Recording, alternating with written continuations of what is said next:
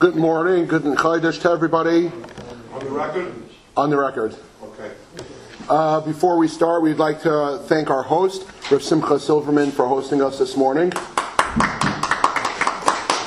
I know we have a very packed agenda this morning, so we're going to be very brief, but as per our tradition, we always start with the Kapitel of Tehillim. I'd like to ask Rav Solomon, our chairperson of this Rosh Chodesh, to please come say the Kapitel of Tehillim.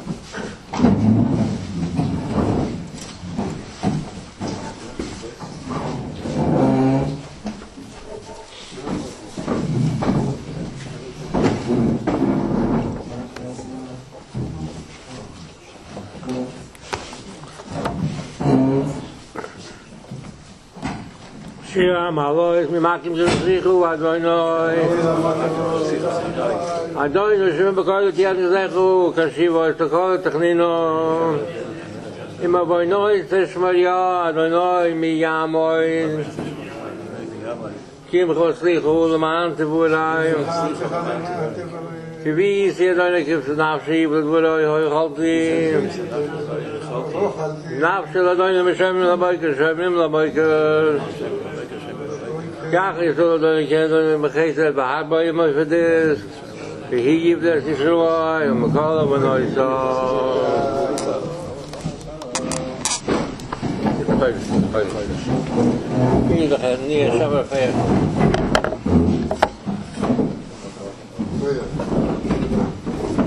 Before Rev Mendel takes over the program, I've taken the opportunity to hijack just 2 minutes of this Rosh Chodesh. And I wanted to actually give Yasher Koach on behalf of the Anhala of the Igud HaRabbonim. As many of you may know or may not know, Rev Mendel was recently appointed to be one of the heads of the City Charter Commission, Revision Commission for the City of New York, appointed by Mayor de Blasio. I believe that, first of all, it's a very big honor. If you could correct me, not are you the only Frum Jew who's been appointed, Rev Mendel? Possibly only the Frum Jew was appointed, and it also gives us a lot of koichas here in the Igud HaRabbonim to have Rav Mendel, besides being the president of Kojo for Staten Island, but also being our executive vice president. So we just like to call him up and wish him a hearty Yasher Koach and take a photo.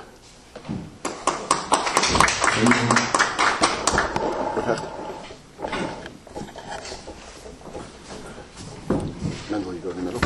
Silverman here, our doctor. The student is also speaking today.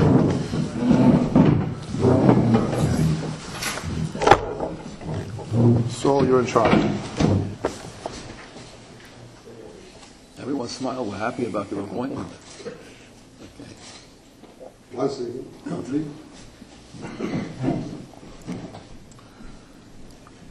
didn't mention.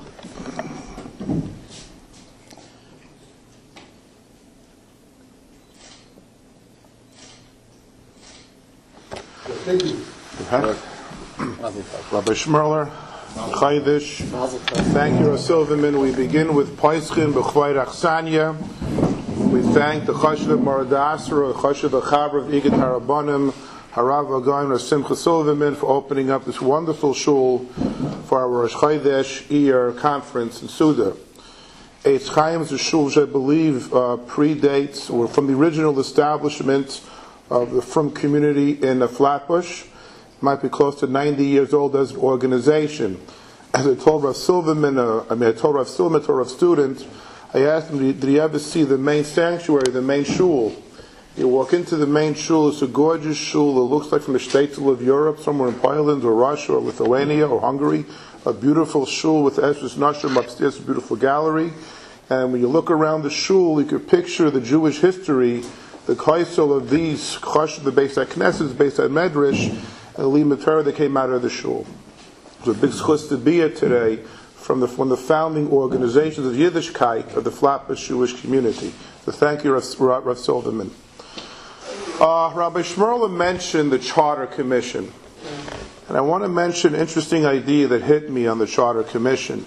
I heard nice of our Torah from Rabbi Dr. David Gottlieb yesterday. He was in Staten Island.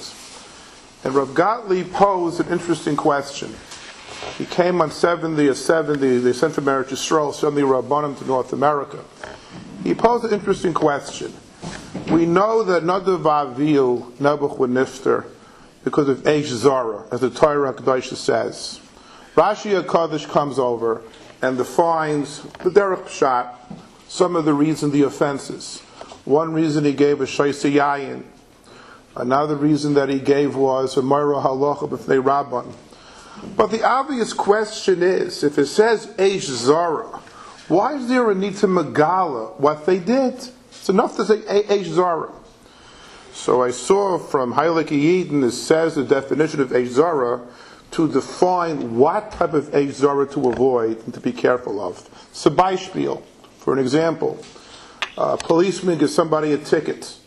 Why did the person receive a ticket? Did he pass a red light? Was he driving drunk? Did he fail to put the signal on? What was the offense? So the Torah HaKadosh, so Rashi wants to explain Pi Chazal to help us understand what to avoid. So it's Kimtais, that if you look at the Chumash, it sounds like the Torah is very literal, and you cannot deviate or change or make any departure from the Bar Hashem, which you can't. But I'm going to give you a few examples that at first glance appear to be a departure, but in essence may have been a departure, but Kadosh Baruch Hu, the Lord Baruch Hu, was masking. One example, when Moshe Rabbeinu came down to the Egel, what did he do? He broke the tablets, the luchas. But was it Moshe Rabbeinu's luchas to break? And did he have the reshus from the Eibishter? In theory, the Eibishter could have done a din Torah. Who gave you reshus to break my luchas? And what did Hashem say? Yasher koichacha, get ketan. Another example, the din of Peru Revu requires minimal. Halavai by every Yidden, I won't give an amount. Maybe should give a lot of children, but minimally a boy and a girl. And Moshe Rabbeinu was separated from the oil, from Miriam, and what happened? From Sipira, and what happened? Good Chodesh, welcome. And what happened? Hashem was masking. And then Kel Narafon law. I had to daven for Miriam to have her for Shalema. It also was a departure that wasn't done with Hashem's permission. Two more examples I'll give you. Eliyahu and Hara Carmel, making a bama, having a carbon in a bama, when it should have been the Beis HaMikdash. And the Eibishter was masking. And one other radical one, which I saw in the Gemara's Takis, it took me to see the Gemara myself. When Shlomo HaMelech dedicated the Beis HaMikdash, he declared a 14-day period of Simcha and Mishta. And the Gemara teaches us that year, Yom HaKippur, there wasn't a day of fasting. The Slicha and the Kapara came from having a Mishta for the Eibishter. And each of these situations, there's no record of the Grace Yidin asking the Eibishter Rishis, but they acted unilaterally. And we have the Hecht stempel, the approval from Hashem. So if this is the case, what was the Grace of Gedillah? What was the Grace of Zach that Nadav Avihu did? I mean, okay, but they wanted them closer to the Eibishter. It's called the Eish Zara. To understand, I'll turn to one final example. They'll prove the point. When Pinchas acted against Cosby, and when he acted against Zimri, when he did what he had to do, he first went to Moshe Rabbeinu. Whatever the reason was, Eibishter had Moshe forget. Moshe knew the halacha, but had made Moshe Rabbeinu forget for that moment what the din was. He went to the Sanhedrin. Sanhedrin became for tumults. Then Pinchas reminded Moshe Rabbeinu, what you've taught us the halacha. Elim Cain, this is halacha. Parvanka, fear eyes. Fear his eyes. Take care of the whole thing. Yes, many times you want to make a Chodesh, Rabbi. Many times you want to make a deviation. You want to make a departure. But it's not really a deviation or a departure. There's a halacha and something's harayis shah. You need to have the seichel how to do it. You don't act unilaterally. There's a Sanhedrin, and they sit in the Beis HaMikdash. You need to have a Messiah, a Das Torah, a Rav, a Rebbe, somebody who's a Talmud Chacham to do on your own. When Moshe Rabbeinu did, Eliyahu Hanavi did, And when Pinchas did, it wasn't kanoi to be a kanoi. It wasn't issuing press releases and piskei halacha to mention broigis. It was based upon a 2,000-year Messiah from Hashem by Har Sinai. And I'm going to bring you another proof I'm correct. I mentioned that this is a Heilig Shil, like all Heilig Shilin, but especially with the Shil this is one of the first shuls to really fight for orthodoxy. I'm not going to mention competing synagogues from different denominations, but if my history is correct, in Chodesh, this shul was built in reaction to a shul that wanted to introduce in those days mixed gender services around the corner. And the Yidden were very upset, and they built this shul that fought the battle for orthodoxy back in the 1920s. And what do we say about a shul? A Migdash Ma'at. The Gemara Megillah teaches us Mashiach's going to come. Yea, the shul will be transplanted in Eretz Yisrael. So what is the building right now? Is this building Chutz La'aretz, or does this building have some Talmud din of a shul? So there's a Gemara that teaches us there was Alta Yidden Bavel, and the Alta Yidden was Mamash Yida Zokin, and they asked him, how did you get this chis to be this old? It says Al Adama, and the Adama is in Eretz Yisrael, it's not in Bavel. So he says in the Beis Knesset, the Beis Medrash in Bavel, I spent my whole day. So what's the proof? Like by the embassy. You go to the French embassy in New York, you're French. And you go to Eitz Chaim in Flatbush, it is Eretz Yisrael. So, and what happens? From this Asifa in Eretz Yisrael, we discussed the charter. What's the Jewish charter?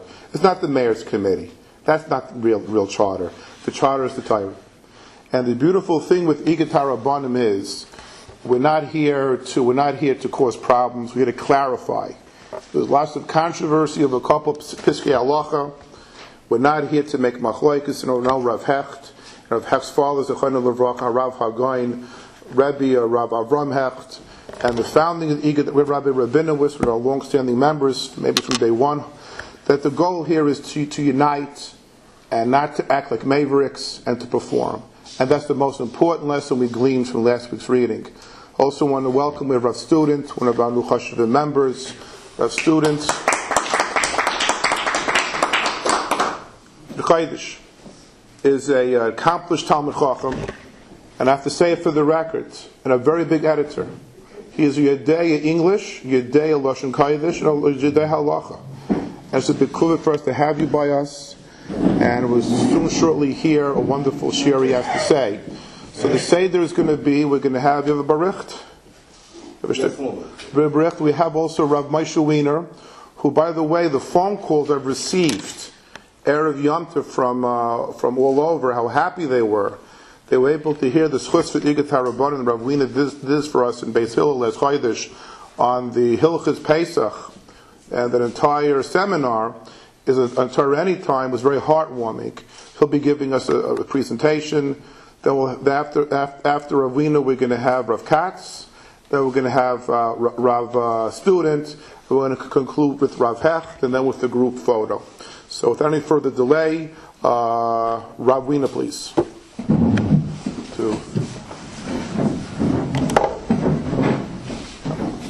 Quick picture.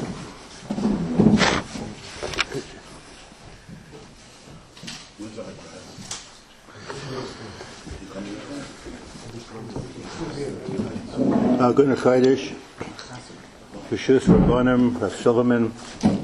I'd like to touch a little Nakuda, a few moments. A little controversy that probably everyone heard about, the beer controversy.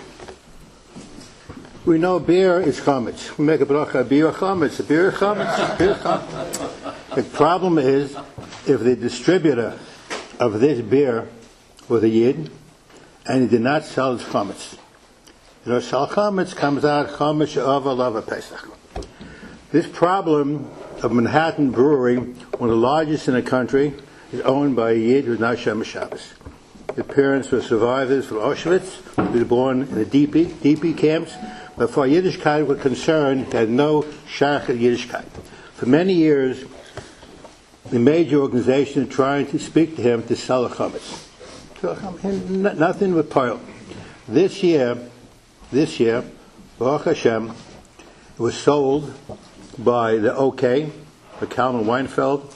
He's the power of attorney. I know him personally. I work with him closely. I spoke to him Motzi Yontif, that whole situation. And basically, a statement came out from the Star K saying that all beer, in the establishments, all beer not to be used until after Shavuos. Since they had a Jewish owner, they found out about it recently. All these years before, I mean, the Schmerler is what happened all the years before. How many years are going on?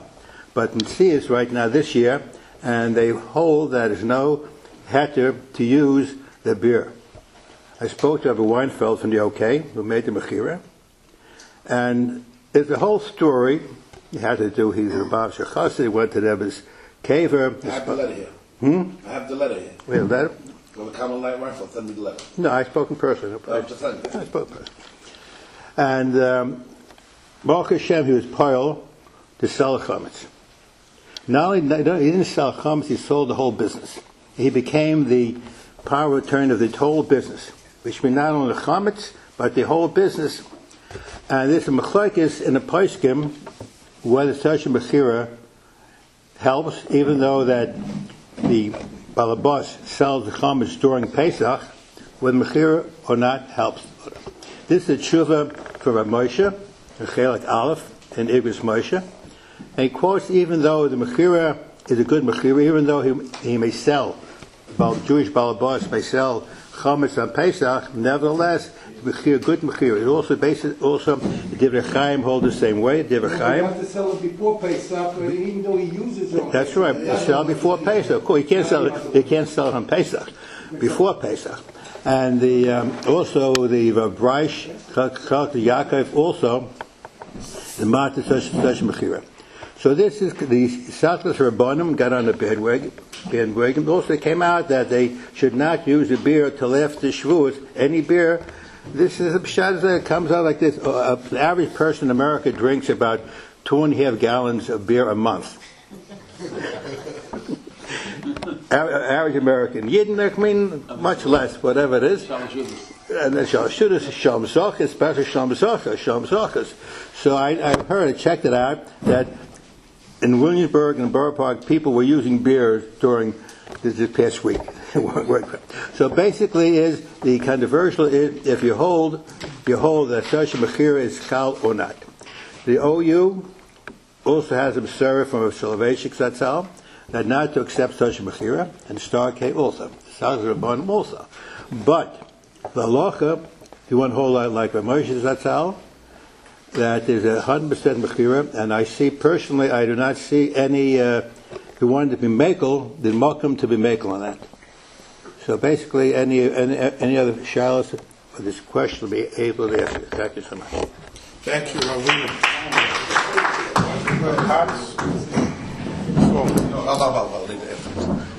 Shkoyach Rabbi Weiner. So I'm not going to add anything to Rabbi Weiner, who is a huge Talmud Chacham and a big Moira Hira when it comes to kashrus. Rabbi Weiner said the aspect of halucha. We will get in a little bit into politics. And what I mean to say is that Baruch Hashem, since we came up with the idea that the Igud should have a shaykhis with hashgacha, I myself have a very stark kesher with the OK. So when this letter from the OK that came out the first, it says that the beers are fine. Versteht sich, the next day is like every halacha by Klal Yisrael, the Sachlis came out, it's not good. I had both zettel, side the Sachlis zettel, and side the OK zettel, but it's not good time to have a zettel. We have to have a shaykhis. I'm close to the Sachlis, I heard what the Sachlis has to say, and I heard what the OK has to say. But then came out a letter from Reb Kalman Weinfeld, who is a very, very chushvinger man I'm very close to, and again, all the closeness that we have is only l'tzorich for the Igud. And I asked him if I could send his letter to our Rabbonim here and to other Gedolei Yisrael, and he told me yes. Just I want to clarify 2-3 Nikitas here. The OK today is not only a Lubavitcher organization, it's a worldwide organization, they have two poskim from different Hasidische Kehillas. Moshe Eckstein from Belz is one of their Rabbonim, and Rav Weissmandel from Muncie.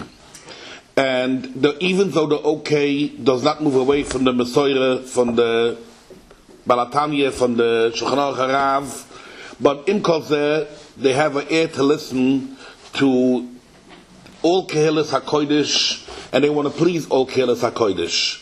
This Mechira they did now was done at Taharas HaKodesh, and not only to please the Lubavitcher Shita, it was done with the Reb Moshe Eckstein from Belz, Rav Weissmandel, and Rabbi Kalman Weinfeld ends off his letter, which is important for us to know. And I did tell people whoever wanted, I will send a letter to them. He writes that he did it through all the Svarim. He even quotes, I did it according to the Satmar Rebbe, what he writes in the Sefer. You saw the title. You didn't see it, I'll bet you send it to you. I hope it's no incline, but he did it not only, he did it to please Ganz Klal Yisrael, and most of the Rabbanim of Klal Yisrael were very happy with this kind of Mechira. Memela, this is something to pass on, and to know that Baruch Hashem, that the Igud is getting very into this Achsherim, and it's not some we're quoting and some giving out Zettlech, we know the Metzias Hadover. How people want to paskin is how Rav Weiner says. Rav Moshe goes chelik halacha, but the chelik hayidiyah is Baruch Hashem also a stark arbeit that Igud is doing, and we do ask that everybody that has any ideas and anybody that could help us out much more in knowledge, in coaching, in ideas of Hashgacha should help us. On the same page, I wrote a few weeks ago that there's a big problem at Klal Yisrael, and we see now it's settled that Rabbi Spivak wrote about not burying Kahalacha, Mesim. I, Baruch Hashem, have shaykhs to a few Chaver Kedishas, to a few organizations, and again I'm not using it for my own purpose, I'm using it for the purpose of the Igud. Rabbonim that have Levayas, Rabbonim that have problems with talking into people that are semi-Shemesh Shabbos, and they believe, but they really are never confused. They don't know that there's such a thing of Tchias HaMeisim, V'yikitzi Shoich Ne'ofor. We Rabbanim have to talk to these people. We have to be mefarsim from these people. And the Igud HaRabbonim, Hashem, this is one of the new projects, and the Igud HaRabbonim will Hashem do very much. We want to do wills for all the people. There's so many old bachelors, old women that live in New York and other states that have no shaykh to Yiddishkeit, and maybe will even, it's an idea only, maybe have even a Chevre Mishnayis, or somebody say Kaddish. And there's so many ideas that we could do in this. This is only a tipim and a yam, but Rabbi Spivak is coming out with. And because we have a Achdus Rabbanim come, we meet every month. It's not stam this meeting stays here between four walls. We have to be mefars in these meetings, and we have to get more Rabbanim to come up with us and help us. Lahagel Torah V'yade, and we should be able to do much more. Chaz Hashem, our Chaver Mendel got now a Baruch Hashem Stelle in the political world, which we can use Hashem for our Rochnias. It's Be'ez Hashem. We have two things that we're very busy now with Kashrus and with Kedushasim Shal Yisrael. It's the Beredufin Lachamei V'esem of a person with Chaver Kedisha. This will only help us to do policies governed by Klal Yisrael. We wish Mendel Arichas Yom V'Shalom Tovim. He should go Mala, and we should all have Bracha V'Atzlocha. And again, whoever could add to our help, whoever could do something for us, not we invite, just we beg, please help us. This is not a private organization. This is a Rabbanim organization. We coach Rabbanim, we help Rabbanim, and we need ideas from all Rabbanim. Hatzlocha.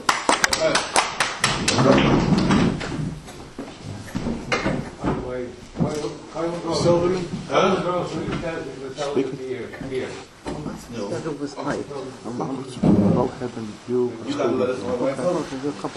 Okay. It's a beautiful letter. I want to send you. I'll take a picture of it. Silverman.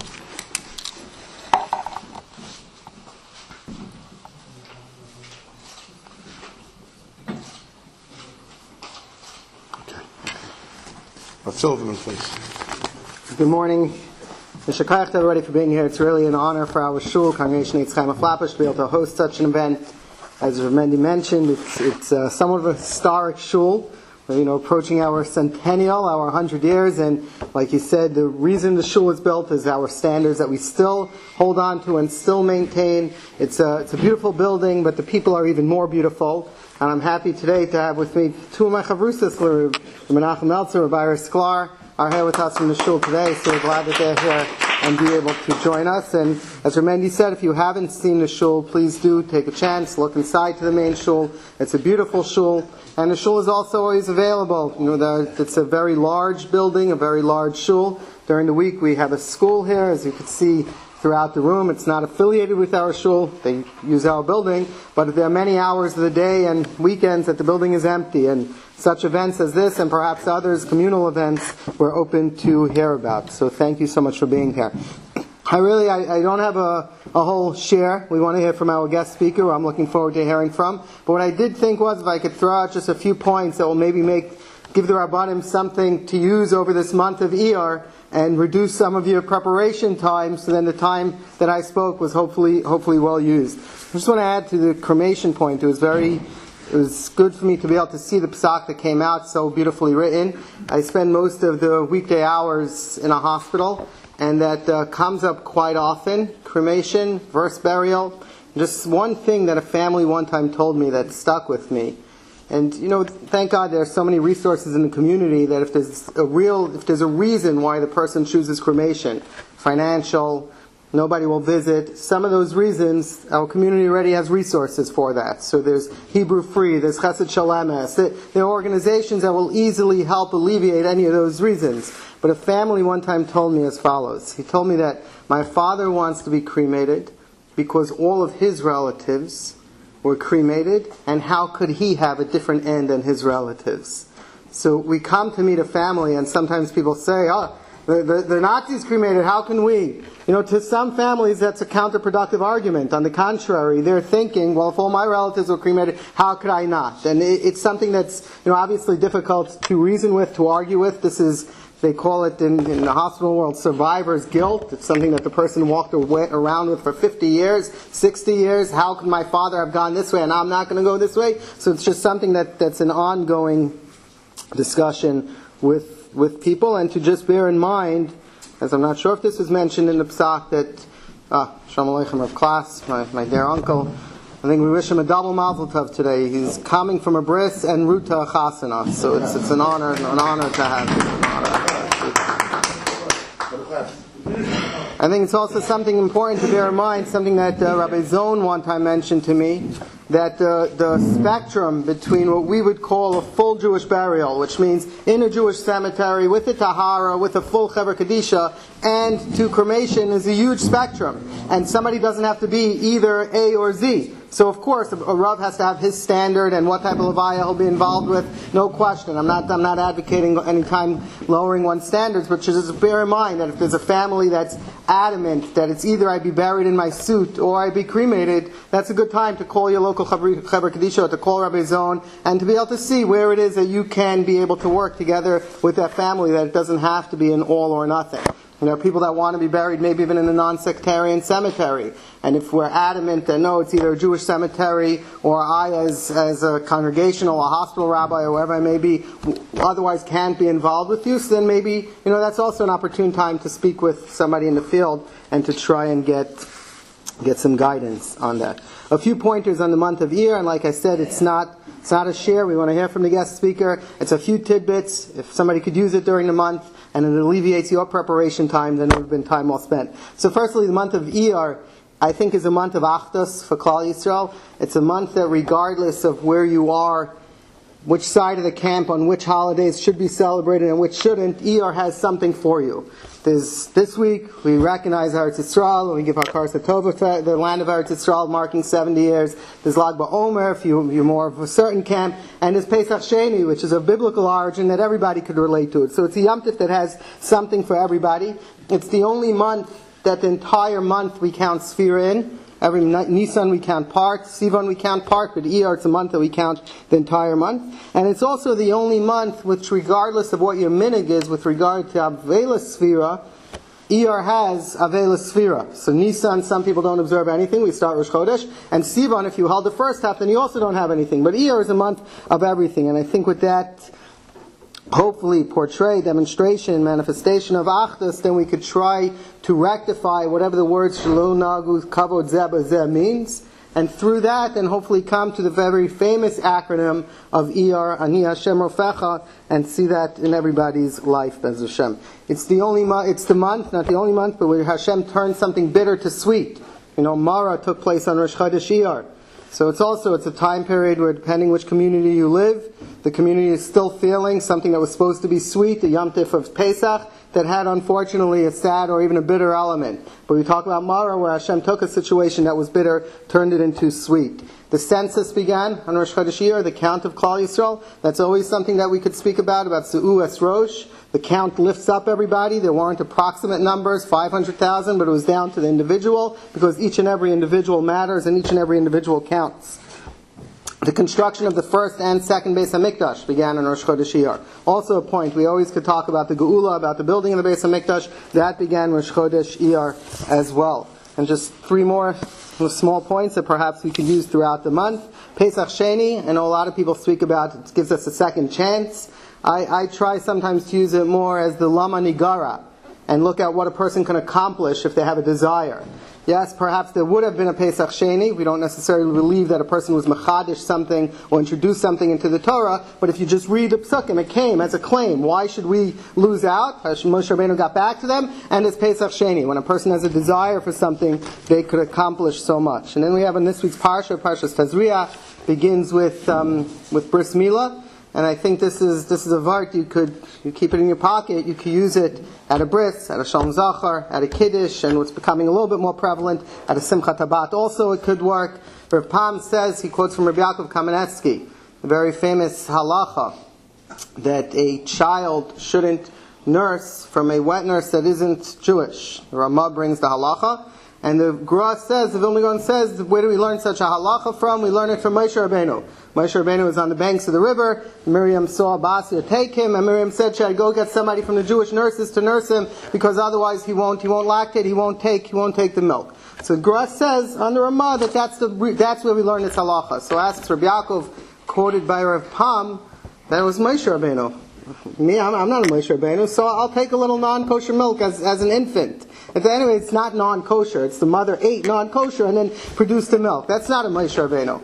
And so says Rabbi Yaakov that obviously what the Gra is telling us is that every parent has to approach their child with the potential that he'll be a Moshe Rabbeinu. And then you could go either way with that. You could either use it as a bracha, so I hope that this child grows to be such, or you could use it as a reinforcement with such parents and whatever it is, that the Bez Hashem, their child, would go in such a path. And finally, I just heard in the name of Rabbi Victor Miller, Zechat Tzadik Levracha, Mayor of Klass told me, Rosh Chodesh we add three things to the davening. We add Hallel, Musaf, and Yalav Yavo. Hallel is gratitude to Hashem, we survived the month. It says Yisrael Mitzrayim, yes, it talks about a future Geula, but there's a lot in the past. We're thanking Hashem for the past. We survived the month. And I think at the end of every month, good months, bad months, ups and downs, it's important to recognize we survived the month and we give gratitude to the Almighty for that. Musaf is a kapara. We ask for a kapara very openly in the Musaf. Perhaps we didn't do as well as we should have done this past month, and we ask for kapara for that. And finally, Yalav Yavo is a tefillah la'asid, tefillah for the future, that this coming month should be a better month for all of us. So those are a few tidbits that come to mind, and if you're able to put it to use, then our time was well spent. But obviously the bulk that we want to hear today, the beautiful update on the kashrus, I don't drink there. I was privileged to make a few Shalom Zachars, and they were all dry, so we don't even have beer at the Shalom Zachar. But it was an interesting thing till this morning. I did not have clarity on it. I didn't understand why this year was different, what had changed in the beer industry over this Pesach, Manashtana, this year. And so it was definitely good to get an update, to get an understanding of where it is. And Mishkach, Bez Hashem, we'll hear from our guest speaker as well. So thank you so much to everybody for being here, and it's an honor to be able to host. Sorry for jumping in only 1 second. I had a very big emergency in the somebody of my family, Zangefallen, and he helped me with the best documents, the Lennox's alcohol. I would advise that everybody should have the number of Rav Simcha, who is the rabbi in Lennoxville Hospital, who has very good doctors and was able to guide me in a very right way. I'm telling you, Yashua, and I'm giving everybody the same opportunity. I'll call Tzara Shalai, we should have a Simcha's number. Okay.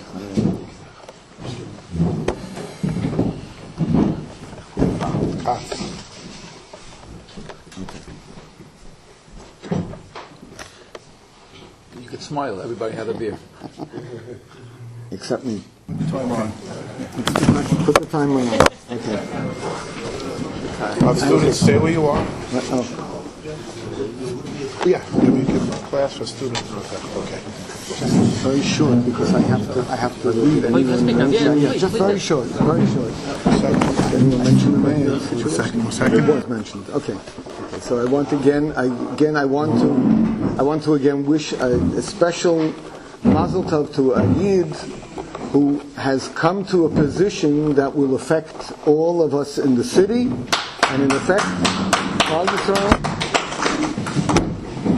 And Reb Mendel has a certain midah that I'm going to talk about, and that is actually the midah of Aaron HaKohen. You see in the parsha, very interesting. We have a number of inyanim. Yom Hashmini is interesting. Why was it Yom Hashmini? And Yom Hashmini is Merames on Bris Milah, which I just came from a Bris Milah. And again, why Yom Hashmini? And we know that Yom Hashmini by Bris Milah is Kulay L'Shalom, because it should be that the aim haben is a tahira, and they're able to actually. We don't have to understand. The Torah says b'yom hashmini yumal b'sar elosai, and das is genuk. We don't have to know more. But the Torah says we also like to know a little bit, and we like to speculate and to understand some of the Tamei HaMitzvahs. And this is probably the Tam HaMitzvah, that the Rabbanim Shalom wanted that there should be total peace between the Ishtai and B'meila. That's how they can celebrate their Simcha. And it feeds into Aaron HaKohen. We see that Aaron HaKohen is reticent to come to the Mishkan, to come to the Mizbeach. He doesn't want to go. And literally, Moshe Rabbeinu has to schlep him. He's schlepping him. What is going on here? Why? What does Aaron HaKohen, what's his problem? So the Ramban says that just like Yaakov Avinu, he doesn't say that, but we have the same cheshbon. When Yosef sends the Agolos, to his father, the father looked at Agolos and he saw Egla Arufa, which was the last Divrei Torah that he learned, the last sugya that he learned with his son Yosef, and he knew, yep, it's true, Yosef is living. Yosef, what Serech Bas Asher played, finally, not only did he feel it, he saw it with his own eyes now because of the Agolos. Aaron HaKohen looks at this Mizbeach, and what does he see? He sees kronos. He sees the corners. Kronos is Daimel Keren. The Rambam brings that it's Daimel Keren. And so therefore, what he saw was the egel. He saw that egel, and he saw that before him. And he says, how could I go to the Mizbeach? And Moshe Rabbeinu tells him, no, punkt fakert. Exactly the opposite. And that is what Aaron HaKohen, that is the basis of Aaron HaKohen's connection to Klal Yisrael. Aaron HaKohen tells us that, you know what? You did an Aveira. No? You did an Aveira. It's a Gefer L'Chazach. But guess what? The Rebbeinu Shalom gives us a Mizbeach. Okay, today we don't have the Mizbeach. Today we have the tefillas that we have. Nishalma parms faseinu. Literally, our tefillas and our hanhaga bein adam lachveiroi. That is what Aaron HaKohen teaches us. He teaches us that cheshbon. Rosh Chodesh. What is Rosh Chodesh? Rosh Chodesh is something that's also technically lamaila from the Rebbeinu Shalom. The Rebbeinu Shalom, Sheishis Yemei Breishis, the Rebbeinu Shalom created Sheishis Yemei Breishis, and comes every Sheishis Yemei Breishis, but it's every week, and we end up with a Shabbos. And that is the natural, that is Teva. Shmeina is Lamaila Miteva. Okay? Rosh Chodesh, how does Rosh Chodesh occur? It occurs because of Bezdin, because of us. It's the kayach that we have, the kayach of Klal Yisrael. Klal Yisrael has this special kayach that Klal Yisrael is able to create a Rosh Chodesh and create all the Moyadim, and Memela, that's how everything connects together. So we don't realize when we come to a Seudah Rosh Chodesh, the Seudah, and we learned yesterday, the Seudah that was founded, actually, we find it the first time by Shaul HaMelech. That was the first time we find the Seudah. And the truth is, it's such a great Seudah, and it's so important. And we at the Igud HaRabbonim, and of course we know that we have to thank Rav Avram Hecht, who was our Nasi for many years, who followed the dictum of the Rav Harashi, of Rav Mordechai Eliyahu, and of course there was our chairman, Rav Meir Shapiro, and they were the ones who established our Seudah Rosh Chodesh. I don't know of any other rabbinical organization that has a Seudah Rosh Chodesh. Every single Rosh Chodesh, I don't know if there's one that exists. So with that, I will wish everyone a good Rosh Chodesh, and of course we hope that we should be zeicher, that we should bring the Geula, that this Rosh Chodesh and Yetz Hashem, it seems not to have happened yet, but in Yetz Hashem it's on its way. I'll just part with one from Rav Nissen Alpert, very short, that I heard, that I saw Gevaldig. Asher Go'alonu v'go'al asaviseinu. So he says, something's wrong here. It's punkt fakert. Asher go'al asaviseinu v'go'alonu, and the Yetz Hashem, the Rebbeinu Shalom should be go'al us. So he says, no. He says, the truth is, every day, every week, every month, people go through Gevaldige Nisyanis. Such Nisyanis that you say to yourself, I don't know how I'll get through this. Whether it's a ruchniistic nisayan, whether it's a gashmiistic nisayan, it's some sort of nisayan that a person goes through. Family crisis, friends crisis, which is the same to me. If my friend has a crisis, it's my crisis. And I don't know how I'll get through. And guess what? At the end of the day, end of the week, end of the month, maybe sometimes it has to be as long as end of the year, I get through the crisis. My friend gets through the crisis. The family crisis is over. Asher Go'alonu, the Rebbeinu Shalom is there. He's being goyal us on a daily, weekly, monthly, yearly basis. He's always there for us. Memela, we see the Geula, Mamish, we see it in our lives every day, and we say it in Maidim, Al Niflaisecha, Shebechol Yoim. We see the great Nisim and wonders that the Rebbeinu Shalom does for us. So Memela, now that we see it b'chush by ourselves, now we understand what was by the others.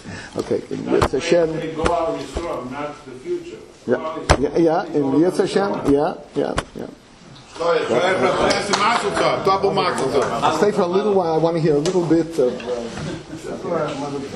a great covet to introduce and present Rav Gil Student. Rav Student, please.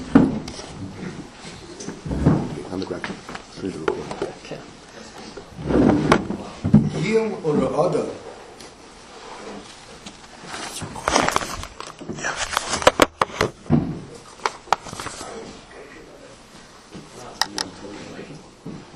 Morning, Igud Chodesh. Shows the members of the Presidium who are here. Rabbi Klass, Rabbi Hecht, Rabbi Weiner, Rabbi Solomon, who's the chairman of the Rosh Chodesh Seudah, the Hanhala, the Morad Asra, Kol HaKadosh here, all the Chodesh HaRabbonim, my good friend Rabbi Lipo, whose services I highly recommend. Such a cover to speak here. I don't think anybody knows here, but I was zocheh to have a relationship with Rav Gershon Tenenbaum, Olav Shalom, for many years. My wife and I are very close with his daughter Bracha and his son-in-law Moshe Holzer. My children grew up mamish with his grandchildren. I was zocheh to have many conversations with him, so it's an honor to speak here. Rabbi Silverman mentioned you never know with a kid. You should teach every kid. He might become Moshe Rabbeinu. So I'm not saying I'm Moshe Rabbeinu B'chlal, but a boy who went to Salman Shechter, Bergen County, now speaking to the Igud HaRabbonim, if you would have seen me 30, 40 years ago, nobody would have believed such a thing. So it's very much an honor. I'm humbled to speak here. I actually have no idea why I'm here. I'm speaking to Rabbi Mirachnik on something totally unrelated. Next thing I know, I'm here. It's hard to say no to him. I don't know what happened. It's our game. So the only excuse I have, I saw a fascinating smack. The smack counts as a mitzvah to paskin a shayla, but he also says even if you're not higia lahora, if there's no one else around, you can paskin a shayla if you know the answer. So obviously that doesn't apply here. Everybody, I'm in a room full of people who are gedolim v'tovim mimeni. I saw Peladeka tshuva of the Maharshtam. His first tshuva on Chosh and Mishpat. He says like the tshuva is sent of all people to the Beis Yosef. So there's a ma'aser that happened. I don't know the whole context, but at least the limited context is the Beis Yosef lived in Sfas, as you know. Also living in Sfas was a Mabit. Both of them had, the quote-unquote real smicha from their Rebbe Mahari Beirav, and they were both teaching Talmidim. So because of something that happened with the Rabbanim in Mitzrayim, the Mabit made a cherem.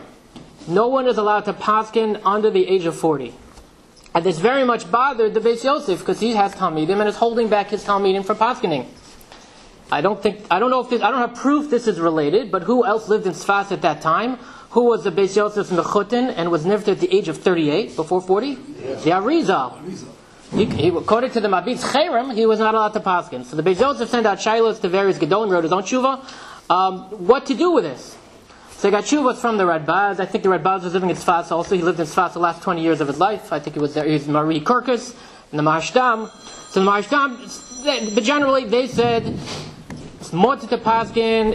Pashas of the Gemara sounds like you're not allowed to paskin before you're 40, but it's mutter. They read the Gemara differently. They explain why, and not only that, ignore the cherem. Lo haya v'lo nivra, it's batal muvutal. The Maharshtam adds something else.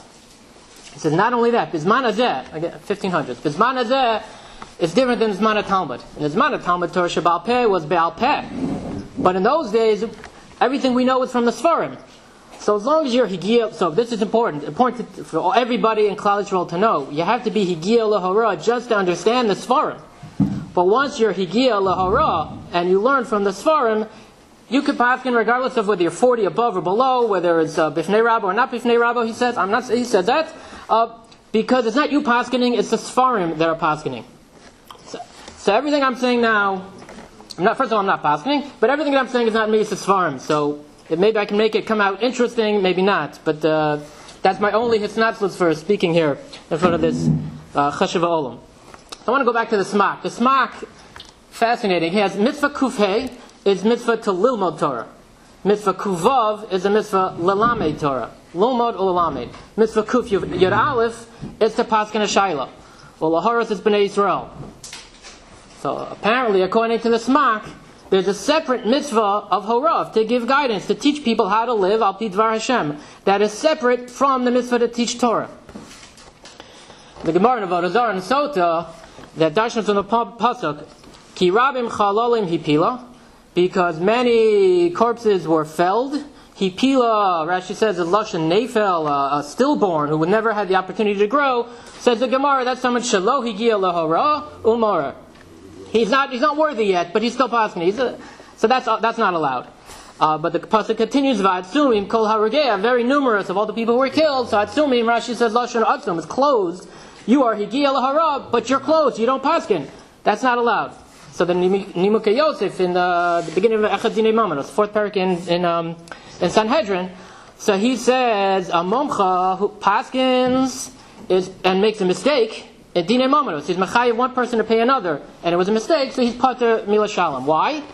Because we learned from that Gemara, Vasumim Kol Harageh, if you're a Momcha, you're obligated to paskin, and if you're obligated to paskin, even if you make a mistake, you're Pater to repay what was lost.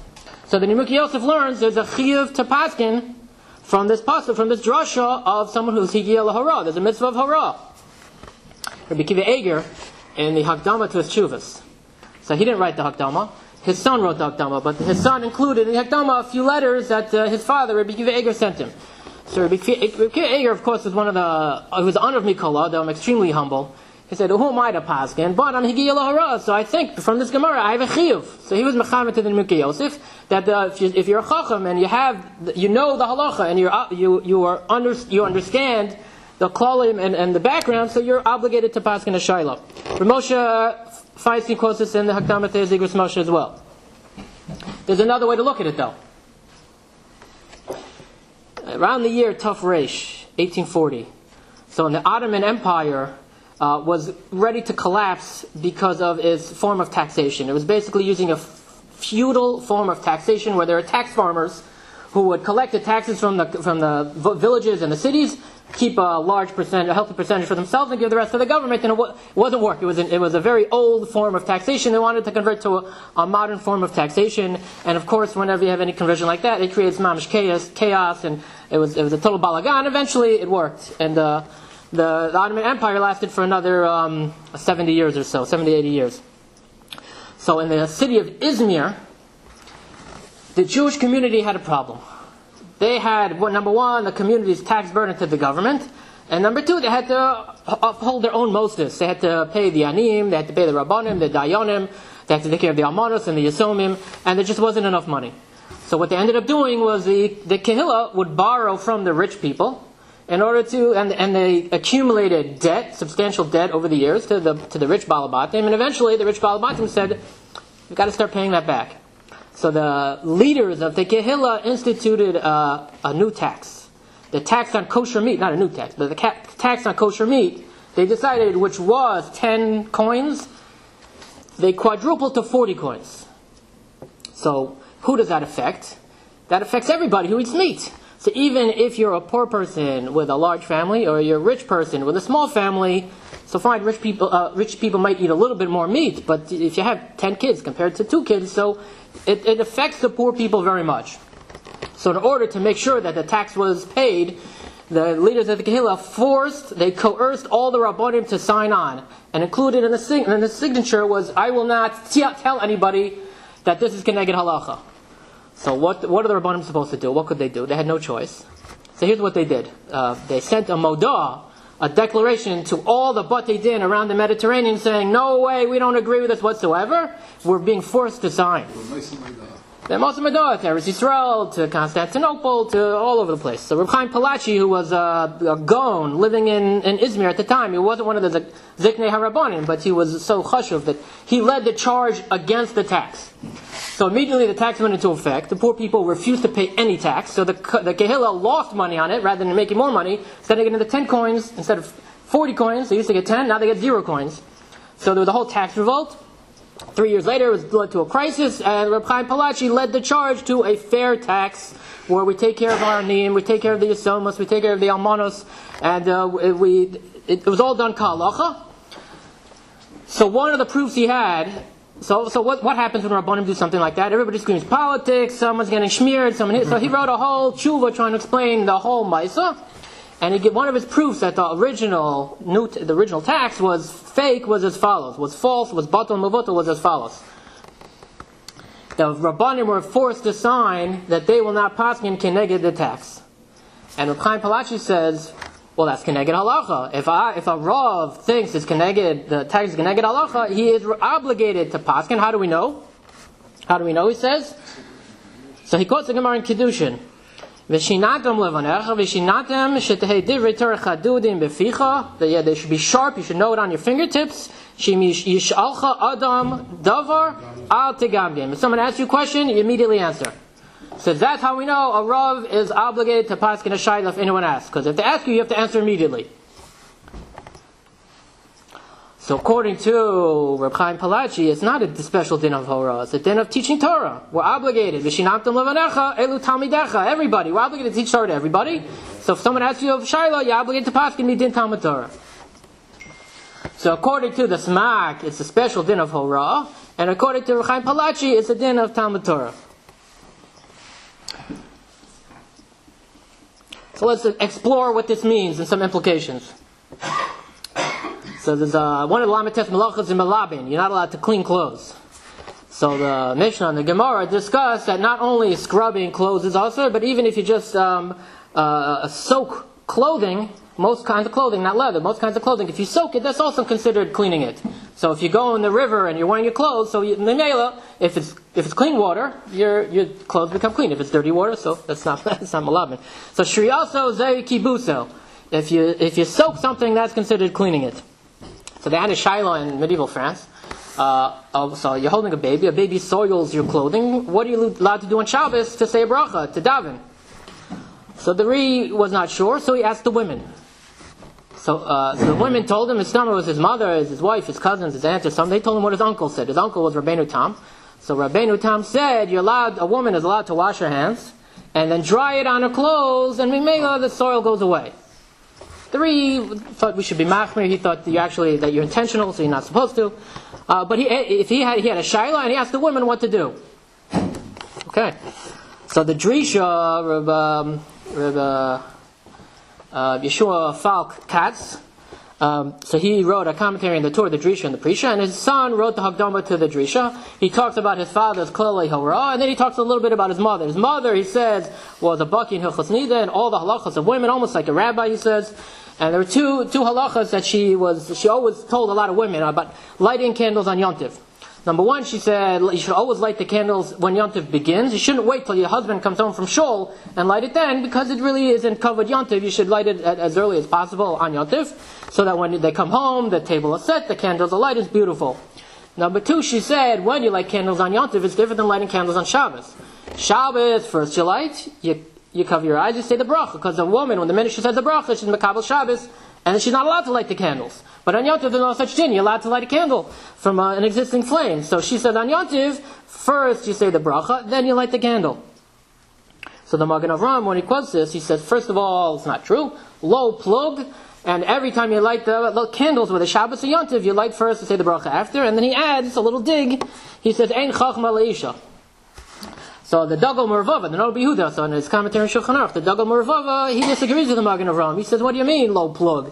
When you light Hanukkah candles, you say the bracha first. When you light Shabbos candles, you say the bracha after. So there's no low plug. So he says on Yom Tov also, Mimela. Excuse me, maybe the wife got mixed up. They said Yom Tov. So that's a good point. But so you're saying maybe the wife will get mixed up. But so he adds, there's a different bracha. Shabbos has one bracha, and Yom Tov has another bracha. So he said once there's different brachas, it could also be different practices. So he says, and this is, I don't know, my minhag, and Mishnah Berurah Paskins like the Dagel Mervava and the Drisha's wife. I think there are different minhagim even in this room. The Shulchan Aruch Harav Paskins like the Magen Avram. But either way, at least according to the Dagel Mervava, he adds, Nasa liba b'chachma. She was an isha chachama. So in Minchas Chinuch, and it's in Reish and Zayin, on the halachas of Kavod Torah, so he adds something fascinating. He says the whole halachas of Kavod Torah only apply to someone who's mechuyev to learn Torah. I mean, there's no obligation ever to treat anyone disrespectfully. Of course, we treat everybody respectfully. But the special halachas of Kima and Hidur for Talmud Chacham only applies to someone who's mechuyev in Talmud Torah. So someone who's not mechuyev in Talmud Torah, let's say an Eved or an Isha, who happens to know a lot of Torah, there's no Kima or Hidur. You don't stand up for them when they come in the room. So Rav Yosef has a tshuva on this, and he quotes a lot of Kedarka, B'Kodesh, a lot of different people. He goes to Pri Chadash, who says, no, the whole din of Kavod Torah is to the Torah, not to the person. So it doesn't matter whether the person is mechuyev or not. You stand up for the person no matter what, because that's covered HaTorah.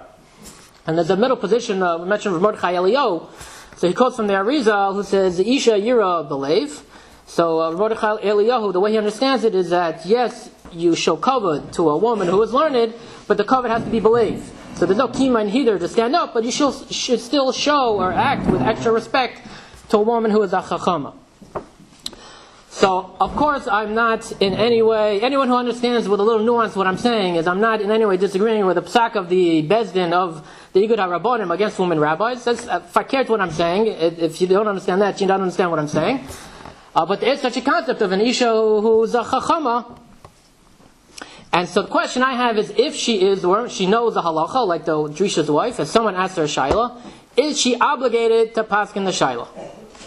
So if, like the Smaki want to say, there's a special mitzvah of Hora, it's not a mitzvah saseh shazman grama. So why shouldn't she be obligated? Maybe she is.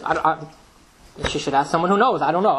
I'm saying maybe according to the Smak she is. But if it's the din of Talmud Torah, like Reb Chaim Palaji said, so if she not Levanecha, it doesn't apply to Anisha, so that she's potter and she doesn't have to. It's up to her. So it's her choice. The Smak is talking about the whoever's Mechuyev with Torah, then he goes into Achiv Hayra. So the three mitzvahs that the Smak brings down, learning, teaching Torah, and pasking Torah, it seems it's all built one on top of the other. I hear what you're saying. So it sounds like they're all built up. I'm not so sure though, because they're not even in order. It's a special Lahoros of Bnei Yisrael, different parsha in the Chumash, the Bechlal. She did. So Devorah did, but was she mechuyeves? The question is, was she mechuyeves, or was it just optional? Was it just optional for her? The fact that she receives schar and covered because she knows Torah, that's for sure. But to say that a woman is mechuyev to do Heirah, based on the Smak, that's a big jump, a big leap of faith. It's a big jump. Okay, I'm not saying halacha. I'm just saying it's lepilpul ba'alma. Let's move on a little bit. There's more pilpulim to go. On the other hand, lahafish adam isur. If she That's everybody. She sees something and she sees Mamish. Kiba cook was der Mensch tut. He's doing something. Yeah. I'm not here to stir controversy. I'm here to just to be mefabel ba'alma and different Torah. So let's say you're learning Torah and someone comes up to you and asks you a shayla. So are you obligated to stop learning and answer the shayla? So if you take a salary as a rav, so of course you're obligated. They pay you for this. So let's say you don't take a salary as a rav, but you're giyal al rav, you're learning, sitting in base medrash and learning. Someone comes to ask you shayla, you're mechuyev to stop. So if it's a separate mitzvah of hora, so then we hold mevatlin Talmud Torah l'mitzvah acheres if there's no one else to do it. So if you're the only one who could pass in a shayla for him, so you're obligated. It's a separate mitzvah. So you mitzvah Talmud Torah, so you stop to do the other mitzvah because nobody else is there to do it. But let's say it's part of a kiyum of Talmud Torah. Paskin and shayla is part of Talmud Torah. So are you obligated to stop this kiyum of Talmud Torah for a different kiyum of Talmud Torah? So the Gemara in Megillah, Gimel Amud Beis, says mevatlin Talmud Torah l'mikra Megillah. So there's a famous question. The Beis Ephraim, he quotes the son of the Nod Yehuda, Rabbi Yaakov. The son of the Nod Yehuda asks the Beis Ephraim, "What do you mean? Learning Megillah is also Talmud Torah. So who says it's Bittul Torah?" So maybe we could say like this. Many answers. Many answers. Maybe we could say like this. No, Bittul Talmud Torah means stop learning Torah. So if you're learning Torah, if you're learning Gemara, and it's time for Mikra Megillah, so you stop this learning to do Megillah. But that's the exception. Any other time you're learning Torah, you're not mechuyev to stop to do another kiyum because it's the same mitzvah. It's only Mikra Megillah that also has Pirsa Manes, so therefore you stop learning that to learn Megillah. So if we say like that, so if it's a din of Horah, so yes, you have to stop. If it's a din in Talmud Torah, Paskin Shayla is a din in Talmud Torah, so maybe you don't have to. Unless you take a salary, so then of course you have to. It's your job. Okay, so the mitzvah we said, mitzvah Talmud Torah is a mitzvah to teach Vishinantam Levanecha, to teach your son. Elu Talmidecha, everybody. It's a mitzvah to teach everybody. So the Rambam, he has a chiddush. He says in the Perek Aleph of Hilchos Talmud Torah that there's a special din with a son, two dinim with a son. Number one, Kedima. If you have to teach your son and someone else, your son gets preference, priority, because it's mentioned in the pasuk. V'shinatim levanecha. And number two, you're obligated to hire someone. If you can't teach your son yourself, you're obligated to hire someone. But you're not obligated to hire someone for every year. Then we'd all have the entire tuition, yeshiva tuition would be on all of us together. That's not the din. So dafka with your son. So here's the question: if your son and someone else comes to ask you a shayla at the same time, are you obligated to give precedence to your son? So let's say you have someone who's 50 years old, and then your 15-year-old son comes. Are you mechuyev to give kedima to your son? So I would have thought yes. I would have thought it's totally the din. If it's hora, separate mitzvah, so there's no kedima for the son in hora. If it's a din of Talmud Torah, so there is kedima for your son. But I after further thought, I'm not sure I agree with that. So the question is, where did the Rambam get this for? There's no makar for that. The Mepharshim try to say, where do you see in the Gemara that there's Kedima for a son in Talmud Torah? Many different answers. So I think there are two general streams of answers. So the Chacham Tzvi has a tshuva like this. There's a man who was blessed with many sons, and each son he gave the mitzvah of Milah to a friend of his who was a Moel. And then Lo Aleinu, after so many sons, his wife was pregnant, and he was nifter while his wife was pregnant. She had another son. And the question was, who should do the next Milah? So the Moel said, look, he was mechabed me for every son. I should do this son also. It's only covered to my friend that I should continue and fulfill the mitzvah. It's mitzvah l'kayim divrei emes. But he had other sons who were older, and the oldest son said, look, I'm a trained Moel. I want to do my brother, who's probably going to be named after my father, I'm going to give a little nachas ruach to my father. So they came to the Chacham Tzvi and said, who should do the bris milah? So Chacham Tzvi first of all said, there's no mitzvah l'kayim divrei emes. Why not? Because the mitzvah was not chal on the father. The father Nebuch was nifter before the mitzvah was chal. So then he says there's a general klal in Torah that we learn from Hilchos Tzedakah of kol hakarev karev kodim. All these mitzvahs that we do for other people, we help with other people, we're obligated to give our family first, and then go in circles around, concentric circles around us. It's a big chiddush. And he brings a raya from the Rambam that we're talking about, Hilchos Talmud Torah. Who says, where does the Rambam get that you're mechuyev to teach your son more than anybody else? So he says it's just a general din of a klal, and kol Torah kula of kol karev karev kodim. Your son is the closest to you. And says Chacham Tzvi, it also applies in reverse. Your son has a chiyuv to teach you Torah more than he has a chiyuv to teach anybody else. It's one mahalach in the Rambam. Rav Aaron Soloveitchik, he's not the only one. I saw Rucham Fishel Perlo says this as well, but the Rav Aaron Soloveitchik says with a little brisker kick in it, so I'll say it his way. So he said there are two dinim in the mitzvah of Talmud Torah, of teaching others. Two dinim in that mitzvah. Number one, there's a mitzvah bein Adam lamakom, to teach Hashem's Torah to Klal Yisrael. He says that we learn from the Shinaptim Lavanecha Elu Talmidecha, to teach everybody in Klal Yisrael the Torah. That's a mitzvah not to them, but to HaKadosh Baruch Hu, that we're doing HaKadosh Baruch Hu the mitzvah of spreading the Torah. He says there's also a mitzvah bein Adam lachaveru from V'limadtem osam es b'neichem.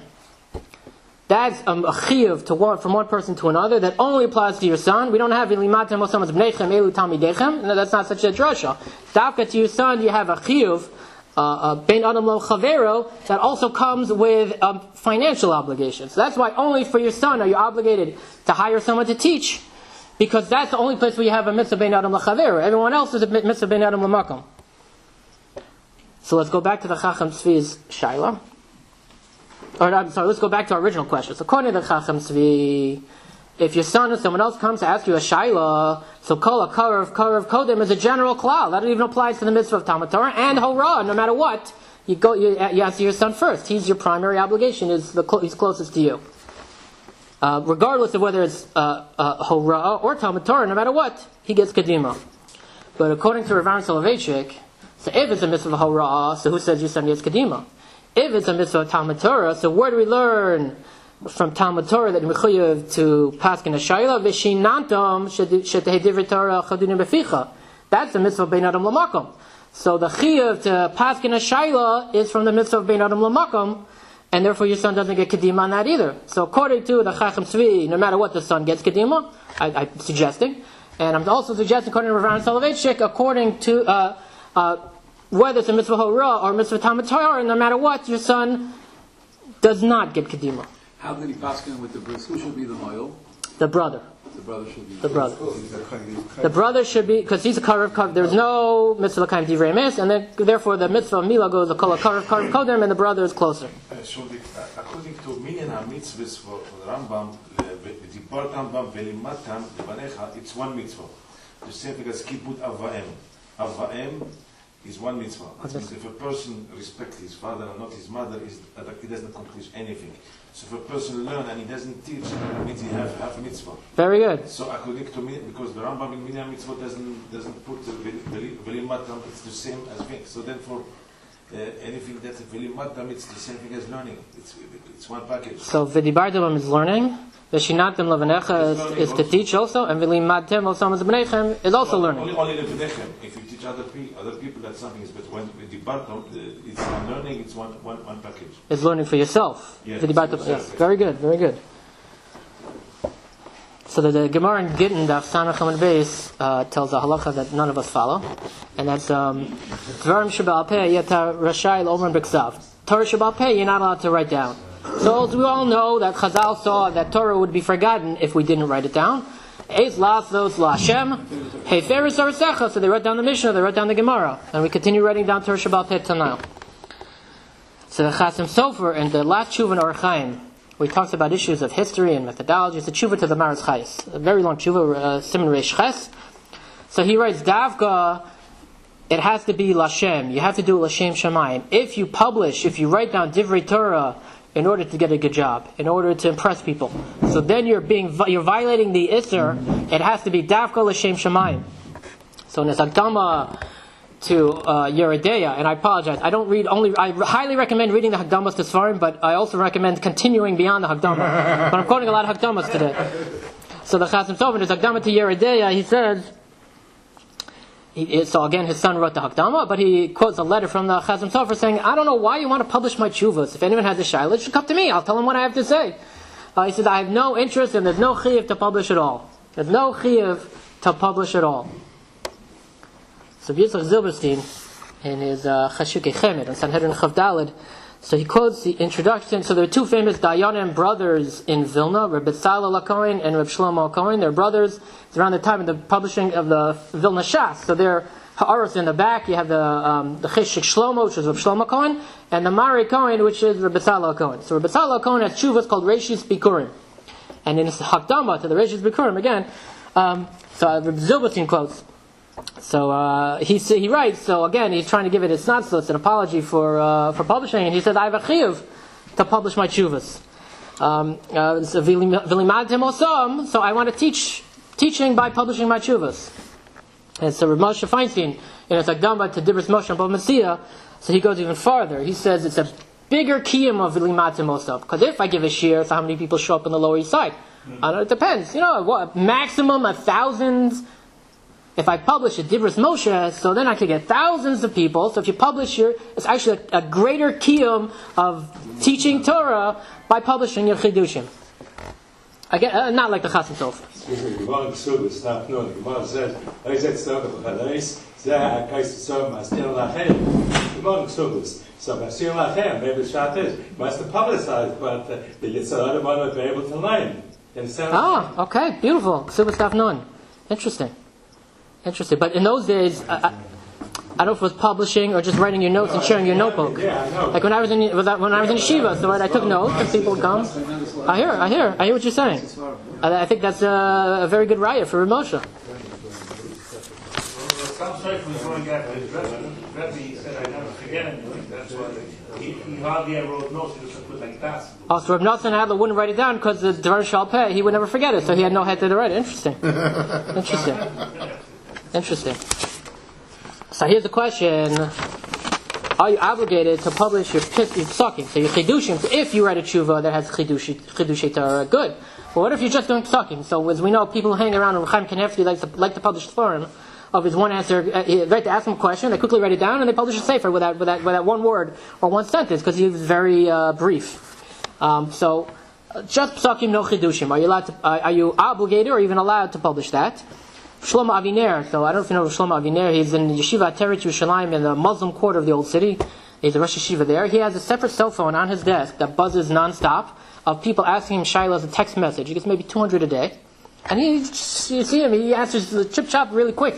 Sometimes the answer is call me, not every answer could be, a question, shayla could be answered in a text message. But so he's published, I have at home 7 volumes of his published. He has an editor who puts a lot of marakomos around it, beautiful.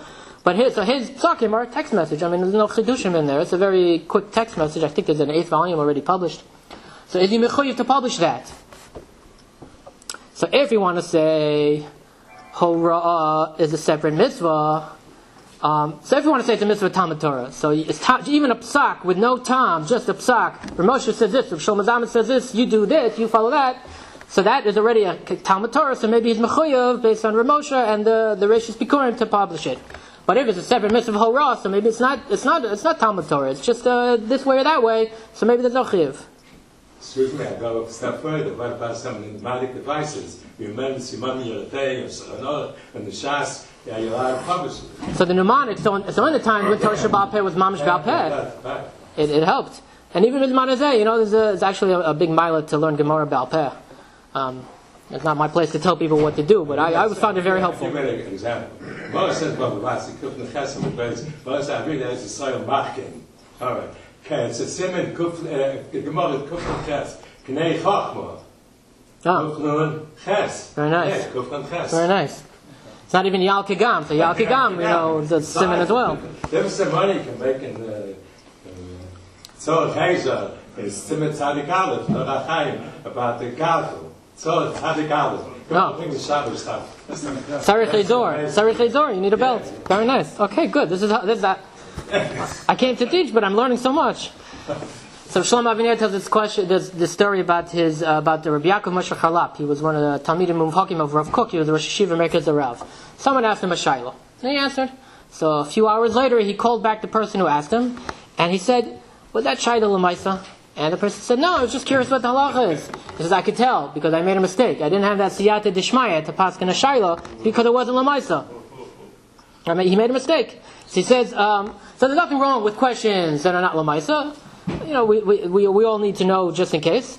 So if you look at the Trumas edition, there are two sections to the Sefer Trumas edition. The first section is Sheilos Teshuvos. The second are Psakim and Ksavim. So why are there two sections? So the Shach in Hilchos Nida, Siman Kuf Saudi Vav Chaf, so he explains that the first section of Sheilos Teshuvos, the Trumas edition wrote his own Sheilos. He just made them up and he answered them, and that's the way he explored and he taught was that way. While Psakim and Ksavim, you can see they're really letters sent to Rabbanim in the field. The first section of Trumas Hadesh is not Lamaisa. And the Shagas Aryeh. So, it's clear that he just made up the Shilohs in order to give his brilliant, earth-shattering answers. So there's nothing wrong with answering a Shiloh that's not Lamaisa. So if someone comes to you and asks you a Shiloh that's not Lamaisa, are you mechoyev to answer? So if it's Midin Hara, so then you're not really guiding him on what to act. But if it's Midin Talmud Torah, so it doesn't matter if it's Lamaisa or not. Either way, it's Torah, and you're teaching him Torah, so you should be mechoyev. So there's, I wouldn't say a stira, but there's a surprising contrast in two psakim of the Mechaber in Simin, Orchaim Simin Mem Zayin. He says on hear her Torah, thinking about Torah, you don't make a birchas Torah, while on Ksiva, on writing Torah, you do make a birchas Torah. So everybody tries to figure out why. The Vilna Gaon actually disagrees. He says, Vagisa bo yomam v'layla, even on hear her, you make a bracha on birchas Torah. Most poskim say not. So there are two reasons why not. The Shulchan Aruch Harav says because there's no mitzvah on here. If you don't say it, you're not mekayim the mitzvah of Talmud Torah. Others say you are mekayim the mitzvah, but birkas Torah needs a call, needs to be out loud. Ki Shem Hashem Ekra Hovu Godol Elokeinu. Shem Hashem Ekra, it has to be out loud in order to get the bracha. Brachos, the brachos. We say here without kedibud, right? In general, yes. So that's the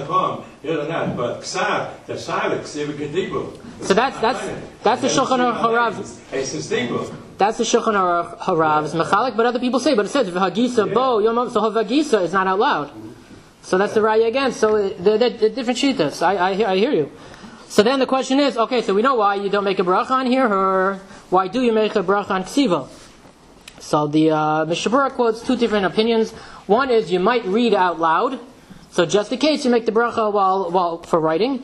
The other is that there's a maisa. As long as there's a maisa, you make kind of the mitzvah of Talmud Torah, and therefore you make a bracha. So according to the Shulchan Aruch, not like the Gemara, can you answer a shayla? If someone asks you shayla, can you answer by nodding or shaking your head? Or do you have to say the answer or write the answer? Certainly writing there is write a tshuva, but just a point. Which way do I daven? If you point there without saying it, or are you obligated to say it? Are you mechoyev? Al sahara, are you mechoyev to say it? So if it's hara, so who says hear her doesn't count? Who says just signing doesn't count? Maybe it does. So we have no reason to think that nodding or shaking your head does that. But if it's midin Talmud Torah, so if you say there's no mitzvah by hear her, and then it depends on what you say by ksiva. If you say by ksiva, it's because you might read it out loud. Therefore, there's no real mitzvah unless you say it out loud. And therefore, you're not mekayim the mitzvah of the shinatim just by pointing or nodding or shaking your head. But if you say, no, ksiva, at least there's a maisa, so shaking your head is also a maisa, so then you would be mekayim, the chiv.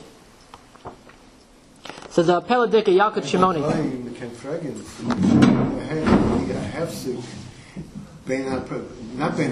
Let's say you're in the middle of Kriyashma, you shake your head. If that's considered a Maisa. So there's a din in the first paragraph of Kriyashma. You're not allowed to even sign language. You're not allowed to sign or anything. Well, the other prakim you're allowed to, because I guess it's not a hefsek in the other prakim. But the first paragraph you have to have mamish kavanah. It's deraisa. So the Peladika Midrash in Yaakov Shimoni Balalschap. So Hashem said, "Amrli asfali shivim ish." So why 70 men? Did Moshe Rabbeinu have to get 70 Zekanim? So it says, Keneged Shivim Yamim Tovim Shenosan Lahem HaKadosh Baruch Hu. HaKadosh Baruch Hu gave us 70 days of Yamim Tovim. Right? 7 days of Pesach, 8 days of Sukkot, that's 15. Rosh Hashanah, Yom Kippur, Shavuos, that's 18. And then 52 Shabbosos. So 70 days of Shabbosos and Yamim Tovim, that's why you had to need a 70 Zekanim. So what's the connection? What should it be? So the Aruch LaNer in his Rosh is Minchas Ani on Baaloscha, so he explains, the Gemara says, the Yerushalmi says, Lo nitna Shabbosos v'yamim tovim v'lo Yisrael, elo lasa b'Torah. The whole Yamim Tovim and Shabbos are given to us to take a day off from our work, so that we can reconnect with the Kadosh Baruch Hu through learning, through increasing our emunah, inspiration, tefillah, and learning how we're supposed to behave, how we're supposed to act. What does Hashem want from us? That's what Shabbos and Yom Tov is about, learning what Hashem wants from us. So it says, the Aruch LaNer, Rabbonim serve as Shabbosos and Yom Tovim all year round. Because the job of Rabbonim is to teach people what Hashem wants from us, how to act, what to believe in, what to learn, and how to inspire ourselves, and how to become better Yidden and better people. Rav Yoshua Ber Soloveitchik, so he writes in his Sefer Halachic Man, Ish Halacha. So what did Reb Chaim, his grandfather, what did Reb Chaim Soloveitchik think was the Iyar Tafkid of a Rav? So it was to look after the underprivileged. But that's not the full story. Rav Meir Bar Ilan, in his Sefer Mivolozhin ad Yerushalayim, so he says he personally asked Reb Chaim, and he asked his uncle, the Aruch HaShulchan, Reb Chil Michal Epstein, what's the Tafkid of a Rav? So Reb Chaim told him that it's to make sure that the mosques, the religious institutions in the city function, right? Because Reb Chaim had a dayan to answer the shaylos. So in business management, in MBA, so what they teach you is there are different models of who's responsible for what. One of them is the RAC model: responsible, accountable, consulted, and informed. So accountable is someone, the buck stops there, you're mechuyev, doesn't matter who's supposed to do what, there are no excuses, you're accountable. Responsible is who's supposed to do the work.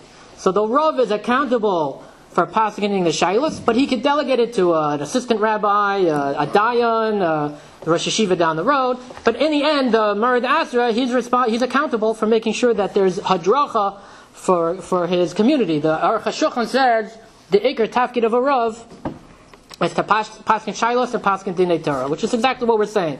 So of course the Rav has many responsibilities: anim, yesomim, almonos, lo aleinu. It's a responsibility of the Rav to look after them. But in addition to that, the Aruch HaShulchan says above that is paskening shaylos. So according to the Aruch LaNer, the Rabbonim are like Yamim Tovim and Shabbosos, which is why Asfali Shivim Zekanim is keneged the Shabbosos and Yamim Tovim. So as I stand here before this August group, I say Yehi Ratzon Milfanecha that everybody should continue serving as Shabbosos and Yomim Tovim for all Klal Yisrael until the Yom Shekula Shabbos Meher V'Ameinu Amen. Thank you, Rav student. Of one picture. Beautiful. Beautiful. Good to see you. You bring Gil or Ada? It's been a while. First of all, everyone, Chaim, very clear hagafan. Student. Wow. First of all, a big yashikayach to the Marad Asa. You are achsanya for Torah, and achsanya for Seudah Rosh Chodesh, and achsanya for Talmidei Chachamim. To all the previous speakers, I want to thank you, Rabbi Klass, Rabbi Student, Rabbi Katz, Rab Mendel, Rab Moshe.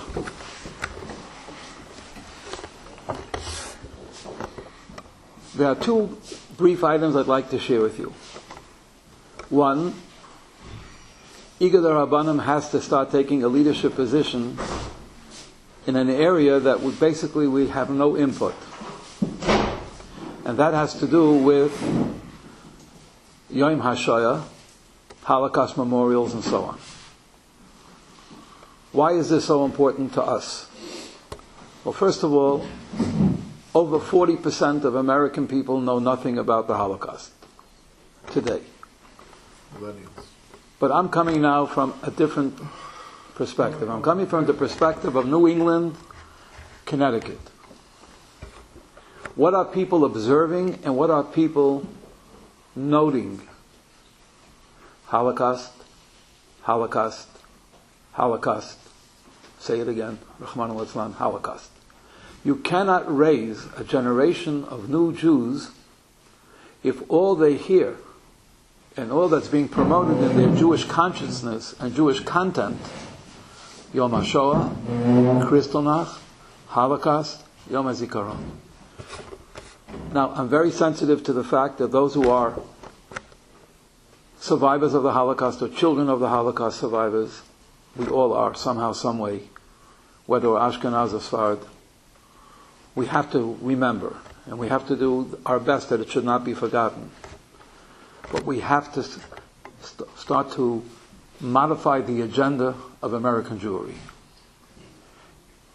And like you said, responsibility, accountability, it all starts with the Rabbanim. Man Malka Rabbanan, Man Malka Rabbanan. Ama Malka Aka Tura. So if you want to get something going, we could do it. Because we have the Koyach HaTorah. So we have to start getting people to think not how to do more Holocaust-associated remembrances, but how to be inspired by them to bring more people to study of Torah and Kiyam HaMitzvahs, which was the majority of the Holocaust victims. Many of them were Shomer Torah Mitzvah. I would say most of them were Shomer Torah Mitzvahs. And even if they were not Malaya Mitzvahs Kirimai, every Jew was Malaya Mitzvahs Kirimai. So I think we have to start reaching out to our Federation people. Listen to what I'm saying. This comes after decades of being a rabbi in a small shtetl. You have to reach out to UJA, to ADL, to every organization, American Zionists, whatever organization it might be, American Jewish Congress, President's Conference, and say, listen here, we want to have the dollars that we give you in support to do something. We're not here to give you money to assimilate the Jewish people even more and to turn off more and more millions of Jewish people from having an active role in Yiddishkeit.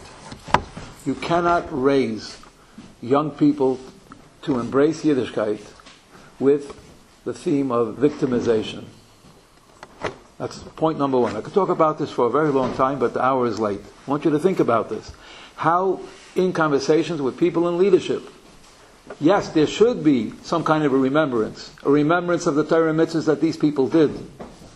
And like Chazal, took all of the Seudah days and they put it into Tisha B'Av. And many of you recall way back that the Rebbe asked that they should take Yom HaZikaron and take it out of get out of Chodesh Nisan and put it into Chodesh Iyar some other time. But being as it may, that it is in Chodesh Nisan, the agenda of Yom HaZikaron has to start changing. What's the practical import? Person to person, whoever attended any type of Holocaust memorial in New England states, New England region, take a poll and find out how many of them were in shul the following Shabbos. And unfortunately, I will tell you, it was a tremendous precipitous drop, because they already lived their Yiddishkeit by going to some kind of a memorial. And you can't live Yiddishkeit by memorializations only. It has to be v'chai b'hem. Which brings me to the second point I'd like to share with you. A new thing just came out from Eretz Yisrael. What's the new thing? An overview of world Jewry. My friends, I'm sorry to tell you, but according to a responsible group in Israel that does this professionally, Klal Yisrael in the year Tavshanai Ches is 2 million Jewish people less than before the Holocaust, and we're back to 1922 or 1920. So when we live in Borough Park, or Muncie, Iyar Chodesh, or Crown Heights, or Flatbush, Yiddishkeit is booming. 26% of young Jews are identified Orthodox in America. It's a tremendous amount. But if we're 2 million people less than we were before the Holocaust, and it's already 75 years later, and we're back to 1920, this is an alarm that I think people read this and just said, ho-hum. So, in a practical sense, Rabbanim have to start speaking to the Balabatim from the pulpit. Isha kisazriya v'yolda zacha. Isha kisazriya v'yolda nekeva. Start having more children. Start building Jewish families. And there has to be a tremendous groundswell of support from the rabbinate, of encouraging young people to get married and to have children that will serve HaKadosh Baruch Hu with Torah and mitzvahs. This is item number 2. Item number 3, which I'll conclude with, many of us deal with intermarriages and so on and so on, or the problem. What's being overlooked is that billions of dollars a year of Jewish treasure, which means nechasim of Klal Yisrael, through Rahman al-Islam intermarriage, that treasure is going where? Into the hands of Goyim. So we have to start thinking in our own way, in a practical sense, like a business operation.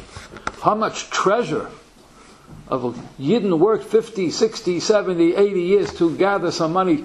As the one famous person said, we wanted to give our children that which we never had in the old country. We gave it to them, but what we did have in the old country, we failed to give them. Just Torah and mitzvahs.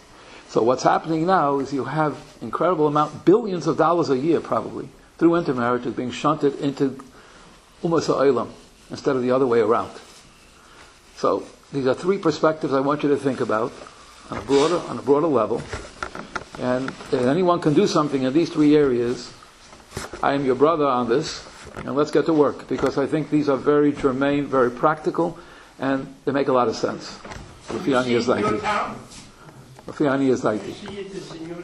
I see, what I see is what I'm speaking about. Yes. Thank you, Rav Hecht.